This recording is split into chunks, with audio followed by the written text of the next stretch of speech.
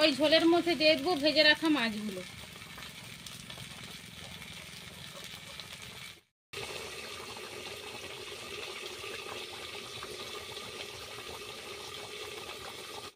নমস্কার বন্ধুরা, চলে আসছি আজকে দিদি বাড়িতে। এই যে দেখুন, একটা 1.5 কেজি ওজনের শোল মাছ।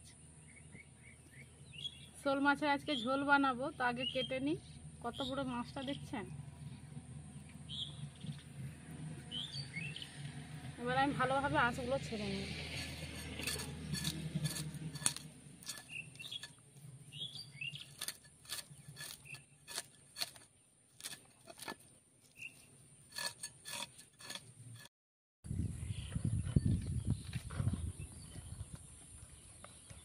রক্ত দেখুন মাছটাতে, দেশি শোল মাছ।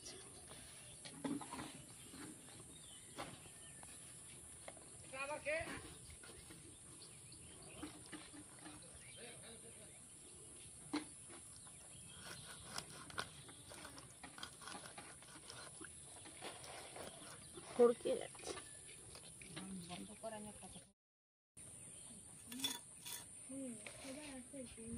চাকাগুলো দেখুন কত বড় বড়।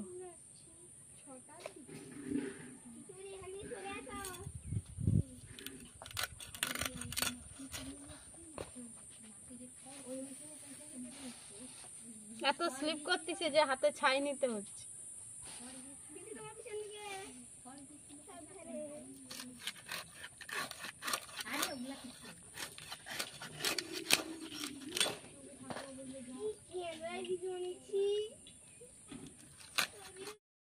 মাছগুলো কাটা হয়ে গেছে। এবার আমি একটা ঝুড়ি নিয়েছি, ঝুড়ির মধ্যে তুলে নিচ্ছি। ধুয়ে নিয়ে তারপরে আপনাদের সঙ্গে দেখা হচ্ছে। মাছ ধুয়ে নিয়ে চলে আসছি। এই যে দেখুন, আর মাছের ঝোলের জন্য কি কি উপকরণগুলো নিয়েছি আপনাদেরকে দেখাচ্ছি।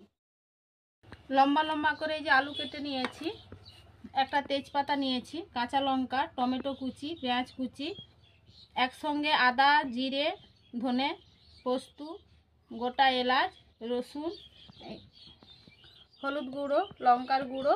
আর রান্নার জন্য আজকে আমি সরষের তেল ব্যবহার করছি। এবার আমি উনানটা ধরিয়ে নিচ্ছি। আর এই যে গরম মশলার প্যাকেট নিয়েছি সানরাইজের। এবার আমি উনানটা ধরিয়ে নিচ্ছি।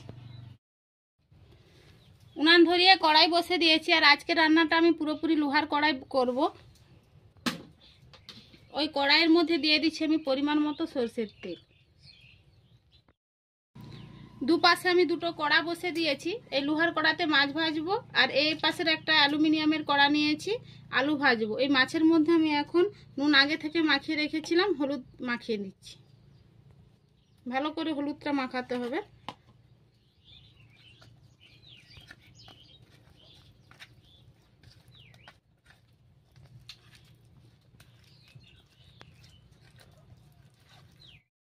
তেলটা গরম হয়ে গেছে। ওই তেলের মধ্যে দিয়ে দিচ্ছি নুন হলুদ মাখিয়ে রাখা মাছ।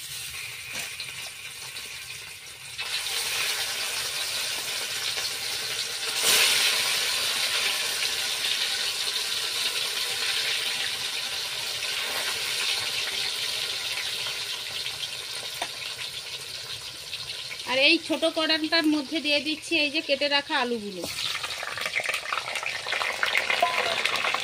ওর মধ্যে দিয়ে দিচ্ছি পরিমাণ মতো নুন, হাফ চামচ হলুদের গুঁড়ো। আলুটাকে ভালোভাবে ভেজে নেব।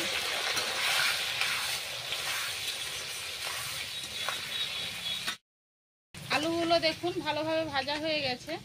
এবার আমি তুলে নিচ্ছি। সবগুলো মাছ দেখুন লাল লাল করে আমি ভেজে নিয়েছি। কড়াইতে মাছ ভাজার পরে একটু তেল ছিল, ওই তেলের মধ্যে পরিমাণ মতো সরষের তেল দিয়ে দিচ্ছি।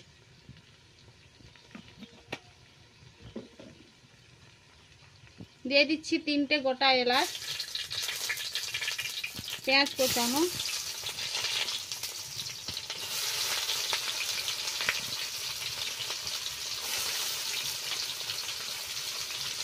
একটা তেজপাতা 2 টুকরো করে।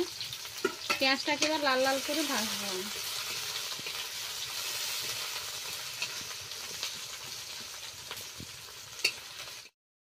দিয়ে দিচ্ছি কাঁচা লঙ্কা, রসুন বাটা, টমেটো কোচানো, একসঙ্গে বেটে রাখা জিরে, আদা, ধনে,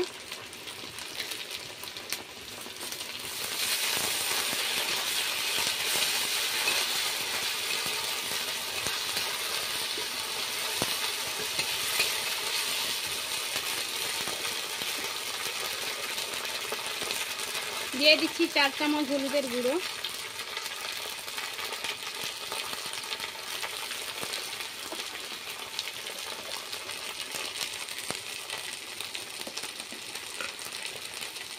লঙ্কার গুঁড়ো 2 চামচ,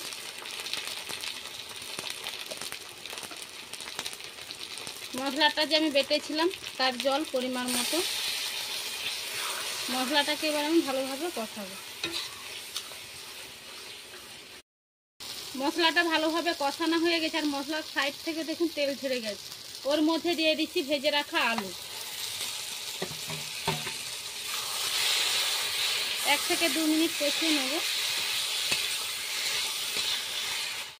আলুটা দেওয়ার পর 1 থেকে 2 মিনিট আলু কষানো হয়ে গেছে। ওর মধ্যে দিয়ে দিচ্ছি পোস্ত বাটা। পোস্তটা দেওয়ার পরে আমি কষাবো না, ওর মধ্যে দিয়ে দিচ্ছি এবার আমি পরিমাণ মতো জল।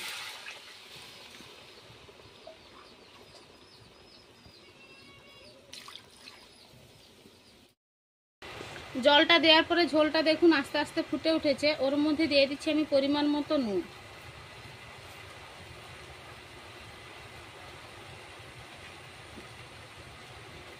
ভালোভাবে নাড়াচাড়া করে ওই ঝোলের মধ্যে দিয়ে দেবো ভেজে রাখা মাছগুলো।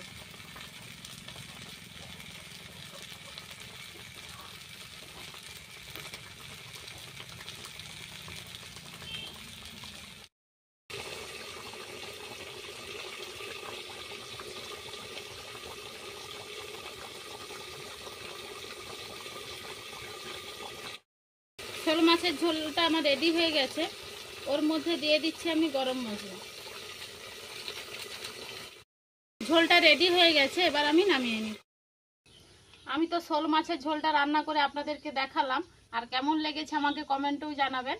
এখানেই আমি ভিডিওটা শেষ করছি। দেখা হচ্ছে আবার নতুন কোনো ভিডিও নিয়ে। ভালো লাগলে অবশ্যই লাইক, কমেন্ট, শেয়ার, সাবস্ক্রাইব করবেন। সবাই ভালো থাকবেন, সুস্থ থাকবেন।